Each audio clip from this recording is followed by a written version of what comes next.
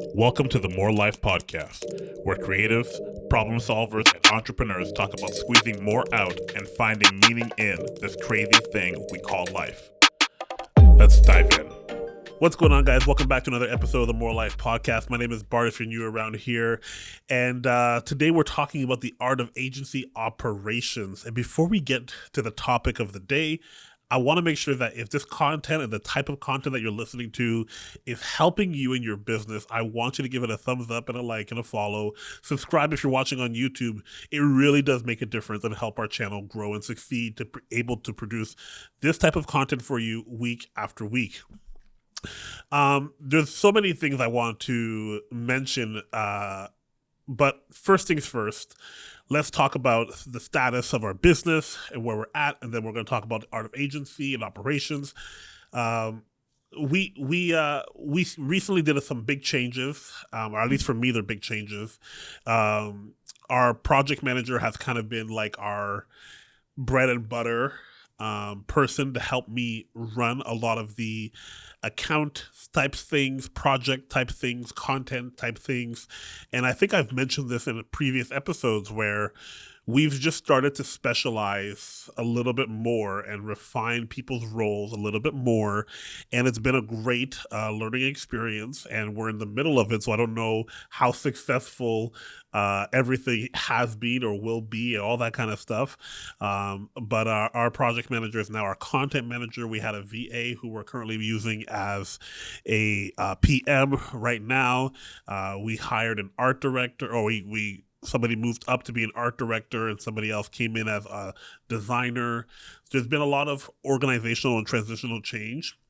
And so the operation of our agency has been the topic of many late night, solo think sessions, and the conversations that I have with certain friends that are near and dear to my heart, who I look up to and help me think about business in a collective, unified way, learning from their mistakes and from their own challenges, and seeing how I can make better decisions in my business. So obviously, I want to give a quick shout out to people like Daniela and Marquis and Tristan and Dave, and they know who they are if they're listening to this. A lot of them probably don't, truthfully. But I had a great conversation even just recently with a good friend of mine named Daniela. She runs an agency called Findable Digital Marketing, and she does SEO for interior designers and cannabis. And we were talking very specifically about networking, friendships, and also, even after our conversation via text messages, we spoke about management, personnel, all these different things, and just seeing how much effort it takes to be successful at the business side of business and not just the delivery side of the business. It's one thing to create and deliver something that somebody has ordered or requested that you do for them. It's another thing to do it at scale and at a pace, and to do it efficiently, to classify it as we're doing it well. And that's kind of where led me to write some notes for this topic, which is, the art of agency operations. And there's so many aspects that you have to think about. I always have a interesting time trying to make introductions to myself. Oftentimes I just say I'm a business owner. Depending if there's somebody who might understand more about what I do, I'll say something like, "Oh, I'm the managing director of a marketing agency," or I'll just say I'm a web designer, or I'm a designer. I'll just sometimes just drop that one. I'm just a designer. But truthfully, the second response is the real response. I'm the managing director of a marketing agency. And that is a lot of additional work because truthfully, I'm not a web designer. I'm barely a designer anymore. I guess I'm a bit of a creative director of some sort in some capacities. But I'm an arbiter of taste, and I help guide and lead my art director into the right directions as to what I know we can sell and pitch to clients. But truthfully, management is my role. And naturally, as an artist, I don't think I'm a natural like efficient manager. Being a leader of persons, of individuals, and being a manager is a different skill than leading a team of people. So if I'm just a team lead or a team leader, I just have to worry about output. And whereas management, you're forced to require at all aspects of the business, which is my job. It's my business. So I'm the managing director, so I have to think about input and output, and I have to think about throughput and how that happens. And when you're thinking about management from an agency perspective, you have to think about the personnel. Um, what does that look like? We're about to do what's that called? Personality tests, because I want to understand the people that work with me even better. I want to be able to lead them better. You were talking about payroll, talking about time tracking and career advancements. With all these transitions that we've been making within our team, we had to have real conversations with some people, and also it forces me to also kind of sit down and write out what is the real job description, what are the skills required for each role or iterations of these roles. And as people build tenureship with me, how do they move up and advance, and what does that mean to their skill level? What does that mean to their dollars and cents that they earn? All these things are things that I now have to consider within my business, so that there is a true platform of opportunity for the people that work for me. And we're all contract part-time people, but my goal is to have more part-time and full-time employees. And again, you can't get there without having certain things in place. And that's what I mean when I say like agency operations is such a tricky thing, and you can squeeze by being inefficient or unorganized for a little while. But the moment you have more than like two people involved in your business, you're going to have to start to think about some of, or if not all of these things. Even for us, like our finances, I think if you run an agency, you must understand basic business finances. I'm a huge fan of telling people, it's just the three main documents. If you understand that, I think you'll be okay. Obviously, it's the P&L report, your balance sheet, and your cash flow statements. Those things are going to help you understand what's happening or what status your business is in for a period of time, for an ongoing time, what's in your account versus what's not in your account, your expenditures versus your revenue, and how you classify all those things. And obviously there's basic bookkeeping stuff like reconciliation and matching vendors and all that type of stuff. So that stuff is, it's gonna take some knowledge or help, preferably if you're not if you're like me and you're not a numbers person.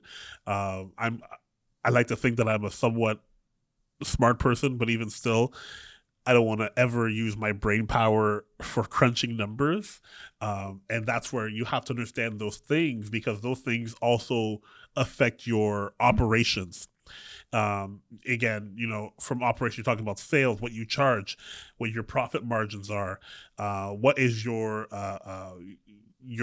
workforce utilization, how well are you utilizing your workforce towards billable hours, budgeting per project and understanding what your margins are and what you should be charging for the time, tracking those things. So you can see how like your operations, your finance, and your personnel categories all work together, and they're all under the umbrella of management.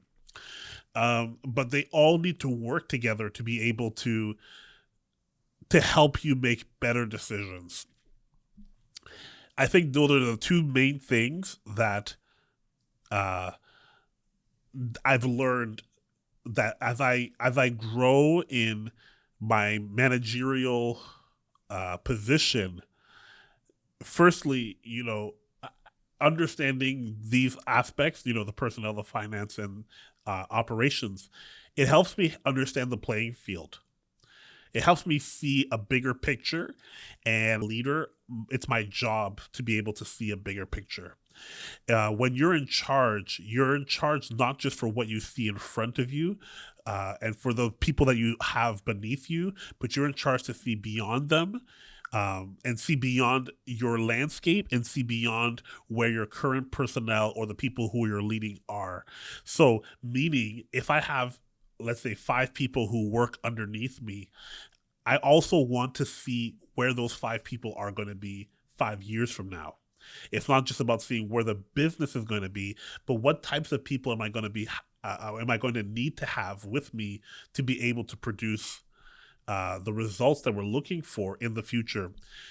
The second thing is going to be able to make you do better business decisions. You need to have information to make decisions, and a lot of times decisions are based off of time and money. Can we afford this with our current payment structure? Meaning, is our cash flow going to be able to handle this XYZ, whether it's a new personnel acquisition or whether it's an investment in a big piece of technology or software or whatever? Those are the things that you need to be able to assess before you start making bigger decisions, including investing or borrowing to implement anything inside of your business. And the more we've been growing the last 6 months, the more I realize I have to get a lot of things in order to make sure that we are positioned for growth. That's like the overall objective that I keep I keep feeling as the last couple of years, where we've really seen significant growth. Is I just got to keep getting better to be able to make better decisions to help see our company move and continue to grow. If you want to see growth happen in your business, you need to continue to think about how your company is going to grow. And whatever you did to acquire the last little bit of success is not going to be what's going to carry you into the next level. So for us, or at least for me, we have all around new positions around. People have been shuffled and roles have been changed, salaries have been changed, skill levels have been changed, direction and focus have been changed, and we are getting more complex the more people are getting involved within our business. And teamwork is the is vital for us to see that type of change and growth actually happen. I'm trying to prepare my team for change. I'm trying to prepare them for growth. Um, for us to have tactical and strategic evolution through the course of time, me as a leader of, people and operations, I got to make sure that both our operation and both our personnel are going to be prepared for the changes that are about to come and for the evolution of how we work through some of the tactical and some of the strategic points that we need to hit, because what we did before isn't going to work now, and how we did it operationally speaking is not going to help us as well to do it now the same way as we used to. There might be different people involved in terms of personnel. There might be different processes involved in terms of operation. And those things are extremely important to the success of both strategic and tactical evolution.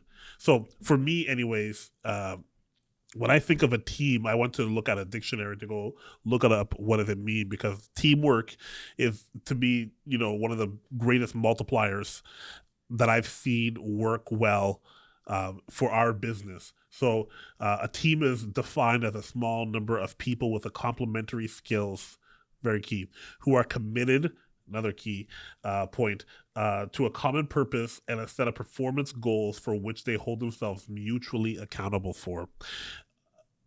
I love this definition, and I've been reading it over and over. I love the idea that it's a small group of people. That's a team. It's not like this ginormous, it's not like 1,000 people. It's like, 10, 100 people, whatever.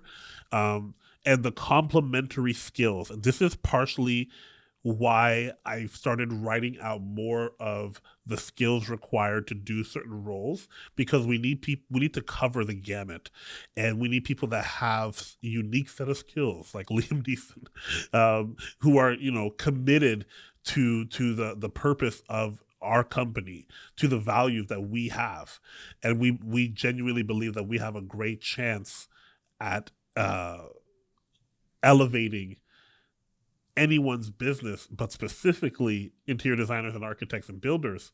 So we hold ourselves accountable to those goals, and there are great ways to track those performance indicators, and that's some of the stuff that we do in our performance reviews and all that kind of stuff. But having teamwork requires work. Okay, so for me, there are clear objectives as a leader of a team, as somebody who is in charge of operations and management. Number one, work on time all the time. That means we are getting our job. This is how we get growth and continue to stay growing and evolving throughout the course of time. You have to show up to work and complete your work on time all the time. We're only as good as how efficient and reliable, dependable we are. If we tell a client that we're going to have X, Y, and Z done by this time, we have to meet those deadlines. We have to communicate along the way. We have to mitigate the second thing, which is surprises. We have to slow down how many things we have not accounted for. Now is the time, and this is where having seniority or tenureship within some of your people that work with you, they have seen this before. We have produced the same type of work before, which means I am now entrusting you to rely on your experience to be able to provide me with solutions before they even happen, before obstacles even happen. So I want to have people who are thinking about what they can do to stop the variables that might attack us on delivering the work on time all the time. The next thing is obviously growth. It seems very easy, and it seems like it's inevitable, but it's one of those things where that's a goal for me. I want growth and I want low turnover. I don't like losing people. I like building people. I'm in the people building business because I've realized, like I said, the multiplying effect of finding good caliber people who can run with vision and understand how vision is supposed to operate is extremely valuable. Anyone can do a skill, but if they're not really on your team, then you might find yourself with turnover because they don't understand the purpose or the heart behind it. The only way I know that we're on track is if we have happy clients. When clients are happy, when clients like talking to, Amanda, who is our project manager, that tells me we're in the right place. At the end of the day, the market will bear what the market will bear. And if I'm going to stay in business, it's because there are clients who are willing to work with me, because you can work with anybody. But I want us to be able to have low turnover, happy clients. We want to see growth. We want no surprises. We want work delivered on time. These are the things that are most important for me. And it takes a lot of guts to name them, because now, like we said about what teamwork is, we are mutually accountable for these things. I don't want late work. I don't want subpar work. I want us to be thriving and growing and learning. I want low turnover. I want happy clients. So, as a leader, if you're in this position, what do you need to do? The first thing you have to do is create, develop, adopt an agency vision. You have to have laser focus. Where is our agency going? What does this look like in the immediate and near future? And how are we going to get there? If we don't know how we're going to get there, then you have failed as a leader for your company. I'm perpetually trying to get the agency ready for change and ready for growth. And by doing that, like I've mentioned, we've had to redesign some of our processes to drive the structure to be stronger. and we're determined to have, client-focused structures around processes. Uh, we're trying to redefine some of these SOPs. I'm working with people now to understand how they're doing it, to see how it can work inside of even my business. And I want my employees to feel incentivized to stay and to work well, because their understanding and tenacity of the vision will also benefit them. So we're looking into heavy duty training. We're looking into making that an integral part of our restructuring, of our building. Most people don't even understand that we are restructuring, building, fortifying, whatever words you want to use.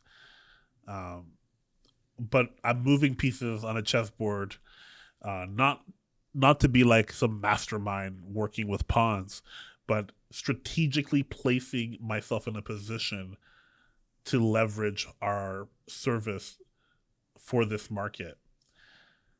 If you want to understand the art of agency operations, all you need to understand is it's a mindset that requires you to understand that nothing is completely finished, everything is in process. It's a lifestyle to think big, to think bold.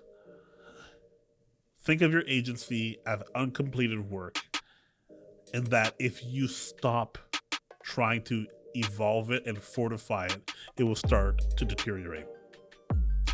All right, guys, I've been Bart. Peace out.